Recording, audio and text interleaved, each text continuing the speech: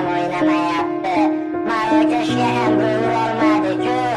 Yana nimamush Ronaldo yulduz. Futbolni irg'mak uchun o'ynamagan Cristiano, ko'plab yulduzlaring sindi lekin Ronaldo. Balki sen Messiga muxlisdan olmaysan, boshqasini uni qirol deya atab oltin to'pini sanarsan. Ammo qilgan harakating ketadi bil besamar. Ronaldo bo'lmaganda yulduz bo'larmish Benzema. G'iybatin qilib charchashmadi Portugal o'g'lonini, Messiga fanat deyishar Ronaldoning o'g'lini. Har daqiqa har soniyada to'xtamadi, yugurishdan kibrga bo'lmadi do'st, nochorlarga berdi yordam. Ronaldoni yomon deding, kulganing rost ustidan. Unda nega yaxshiliklarini chiqardingiz?